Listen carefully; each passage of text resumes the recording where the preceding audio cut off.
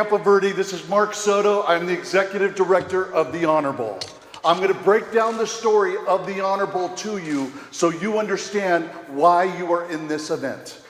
All right, first of all, I want to introduce you some great friends. Over here with the camera is Rick Sutter. All those graphics that you've been seeing on Instagram and on Twitter, that's the guy that's been creating them. All right, so let's give Rick a hand. Right next to him, behind him, is Mike Zares. He's with Max Preps. Over here to the right is our CEO, Patty Schumacher, and I'm going to introduce Patty to you at the end of my story.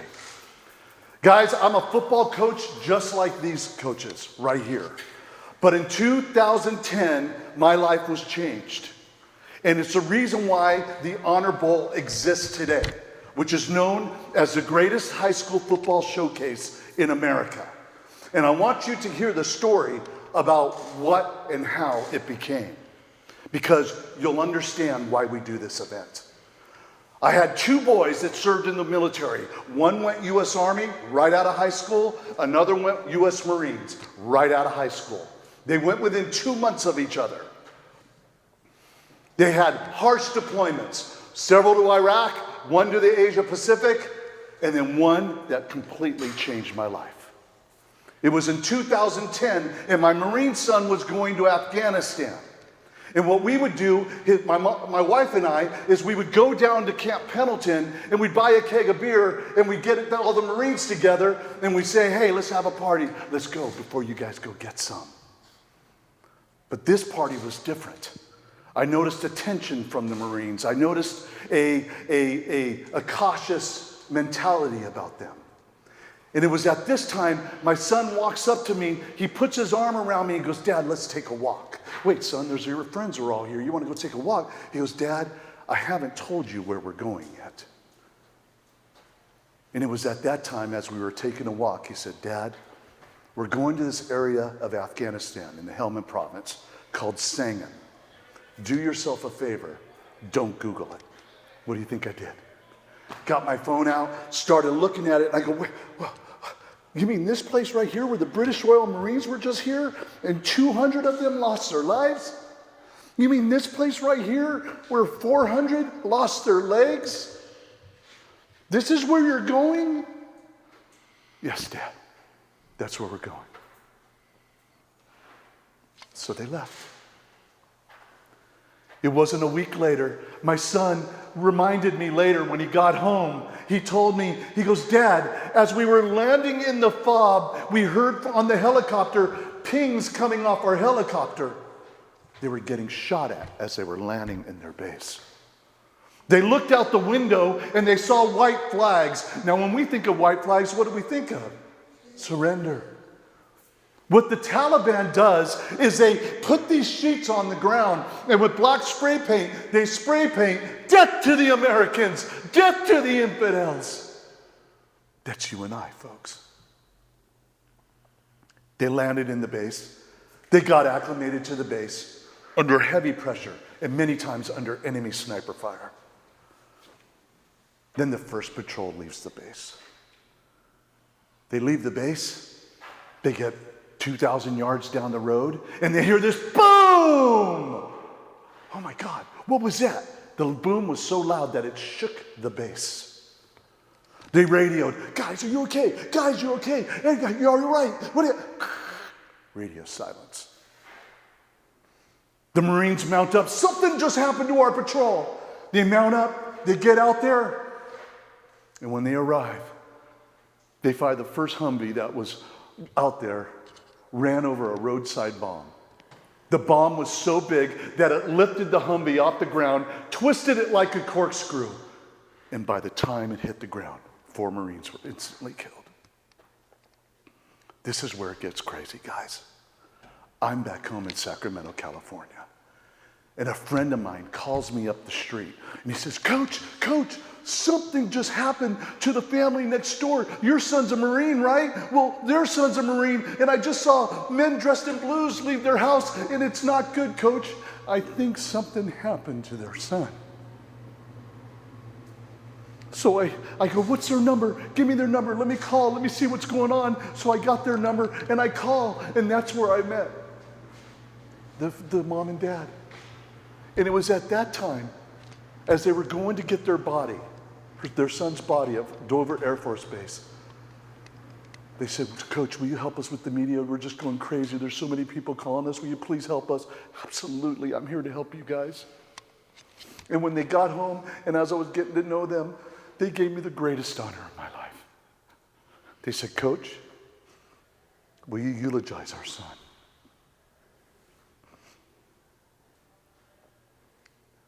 You want me to eulogize your son? I want you to eulogize our son, Coach. Will you please do that? I did it. I saw the flag-draped coffin. I heard the playing of taps. And I saw his body get lowered into the ground.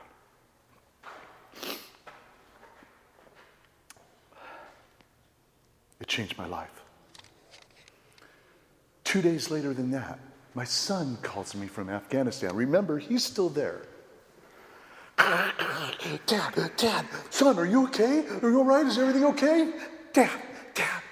My colonel tells me that a coach eulogized Victor Dew. Was that you, Dad? Yes, it was, son. It was me. He goes, Dad, I was the first vehicle that arrived on the scene. I was in the vehicle and cut Victor Dew out of the vehicle. Changed my life. It was at that time that I said, I got to do something to give back. I got to do something to help the men and women that are fighting, bleeding, and dying for our freedom. I've got to do something to say thank you and help them. That's when we created the Honor Bowl. I wanted you guys to hear the story. I wanted you guys to know the heart of why we do this event and why, through the spirit of your athleticism, that this is your way of giving back. Our saying is, it's more than just a football game. Now you know, it's more than just a football game. Now, I want you to meet one of those 3rd Battalion, 5th Marines. He's here. He wants to just briefly talk to you. Let's give it up for First Sergeant Freddie Torres.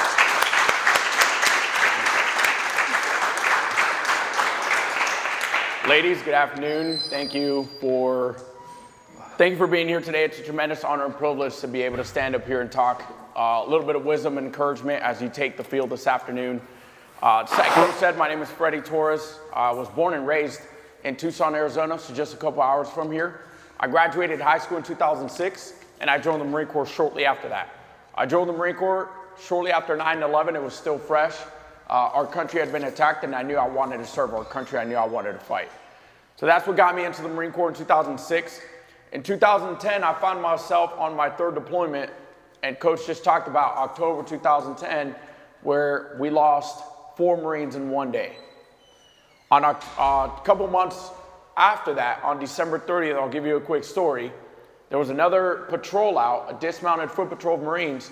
25 Marines were out on patrol, observing a new area, talking to the local nationals, gaining intelligence, when they got the call back to go back into their patrol base, their safe area where they slept.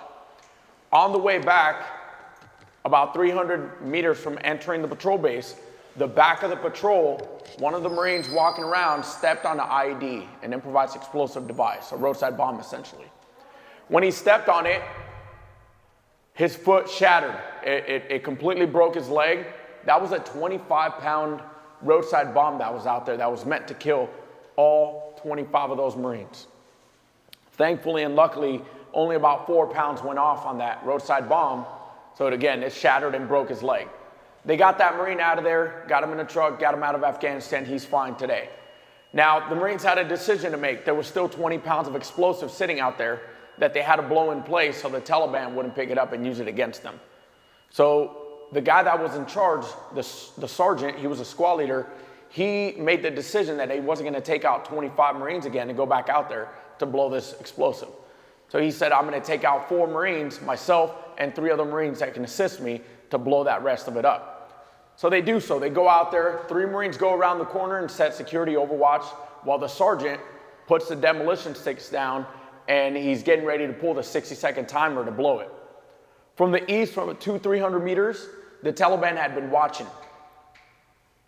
Just right before he pulled the pin on that, the Taliban opened up with their machine guns. They started spraying left and right from what they call these murder holes. They would just put their barrels down these holes on the wall and then spray left and right and hope that they would hit the Marines. As soon as the Taliban opened up with their machine guns, that sergeant looked to the east. He saw a little waist-high wall about 30 meters away, and he ran towards that direction, putting his rifle up, shooting back at the Taliban. When he got to that waist-high wall, he fell on his back, tried to get up, and he looked down, and his uniform was covered in red, realizing he had been shot twice, once on each leg. Immediately, from the corner of his eye, he sees one of the Marines that was holding security overwatch sprinting to him. He runs in, grabs his scissors, his medical scissors off his gear, cuts the pants open, and blood was gushing out. His femoral artery had been shot. Immediately, that team leader, that Marine that is providing care, put his finger in the wound, put his palm in it, put some gauze in there, applied a tourniquet, and strapped it down, controlling the bleeding. Now, that team leader, that Marine, called up the patrol base and he said, I need the quick reaction force with the stretcher out here. My sergeant is bleeding out. We need to get him out of here. A couple minutes pass by. A stretcher comes out. Meanwhile, this whole time, the Taliban was still engaging with their machine guns. The Marines that were on overwatch were still engaging back and forth. They put the sergeant on the stretcher that had arrived out there, and on the count of 3, everyone said, open up with your guns against the Taliban so we can get my sergeant out of here, so we can get the squad leader out of here. On the count of 3, they pick him up, and they start moving him back into the patrol base where there was a truck ready to get him out of there. There was already a helicopter inbound for him. They pick him up, and they start moving the last 200 meters. As he's getting carried, the sergeant looks up to his left, puts his hand up, and it's his best friend carrying him, another sergeant. He holds his hand and he says these words to him. Tell my mom I love her, and tell my boys I'm sorry. Squeezes his hand one more time and he says it again.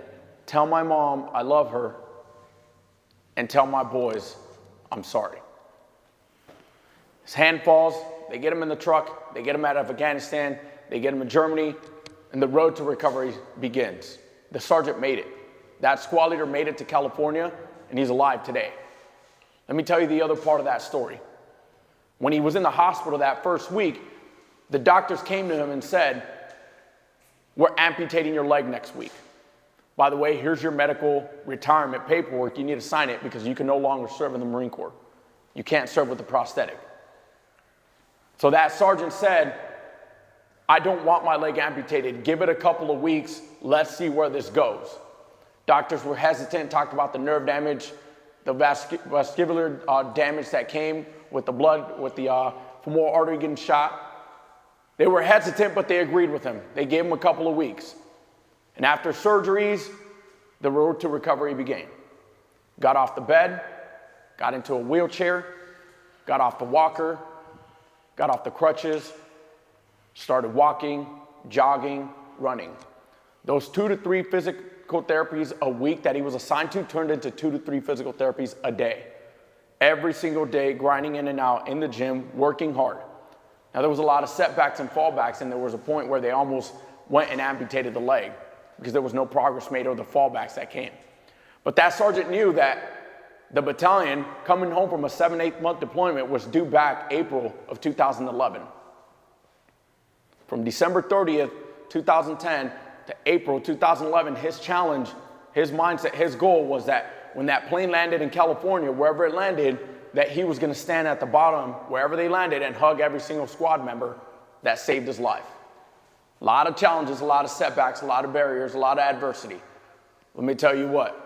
April 2011, when that battalion landed at March Air Force Base in Riverside, California, I stood at the bottom of that staircase and I hugged every single one of my squad members that saved my life on December 30th, 2010.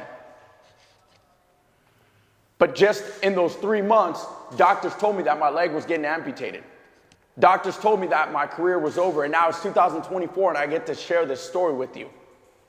Not because I want to share it to make myself, put me up here and what I've done and what I've been through. No, because some of you have gone through something. It may not be in the football field. It may not be out there in the field. It may not have to even do with sports and injury, pain. It might be something at home. It might be something in a relationship. It might be with family. It might be with fill in your blank.